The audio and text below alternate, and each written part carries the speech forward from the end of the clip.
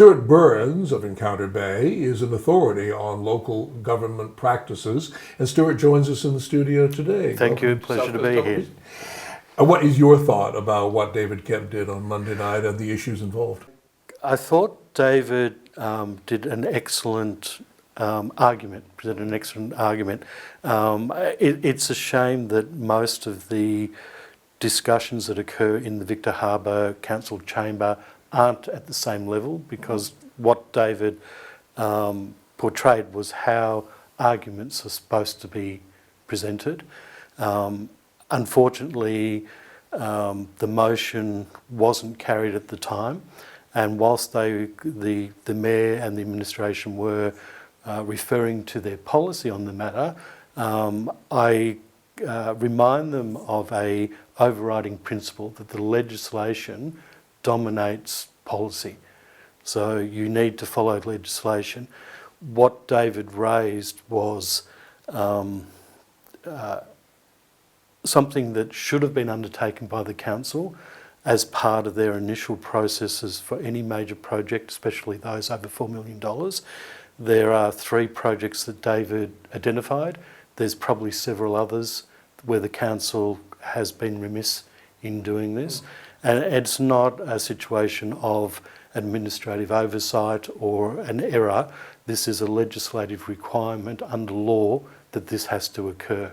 And given that a significant amount of money, upwards of $900 to $1 million, has been spent, it's a real concern on the way that this council processes new developments and really manages the finances of the ratepayers. Do you think the decision was a conscious decision to ignore the legislation, or do you think it was simply an oversight? They thought they'd done enough already? In the position, the councillors there are all seasoned councillors. The administration is required by their role to be cognitive of the legislation. So it's not something that could just be missed or an oversight. It's something that they would have had to have been aware of and either didn't believe it was relevant, or you probably have to ask the Mayor and the councillors why they didn't undertake a prudential investigation and report, where they've done that for previous councils have done that, not the current council. And the Mayor was on previous councils where this occurred. So it was part of normal practice and protocol and custom to do this. So the question's really going to be, why weren't you following the legislation? Why weren't you doing this when it's required? Now, in a council area that has a high rates level and with inflationary pressures all across Australia right now, in your opinion, is this the time to be looking at very, very big projects, such as the 3 that would be covered under this Prudential Report? My own personal opinion is no, it's not. There are some of the projects that have been on the books for a significant time, some going back probably 20 years. And with the cost of living increasing, I think it's prudent to really understand what the council can afford to spend at this time, given the economic situation is probably going to be worsening over the next 2 to 3 years. It's an opportunity to pause and reflect. And as David mentioned, it's not saying that some of these projects shouldn't go ahead. We need to understand the total cost involved over the life of the project, not just the implementation costs. And where should this matter go from here?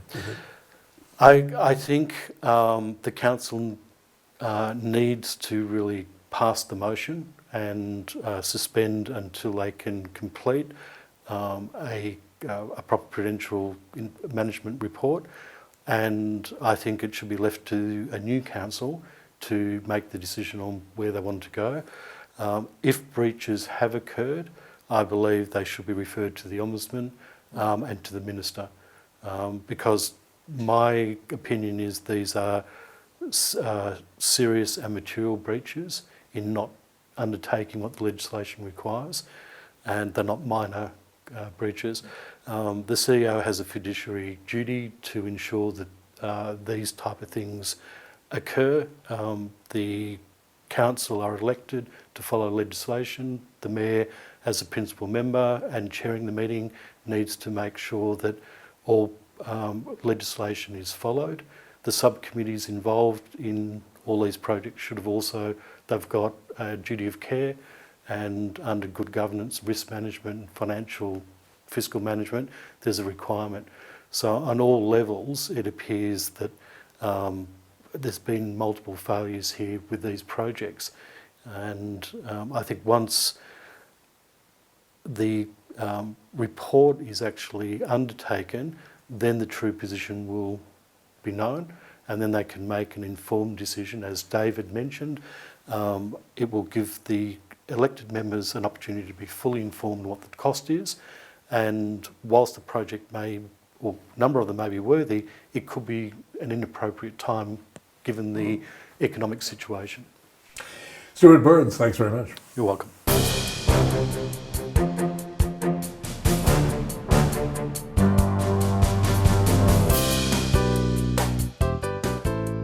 South Coast Television, your community, your voice.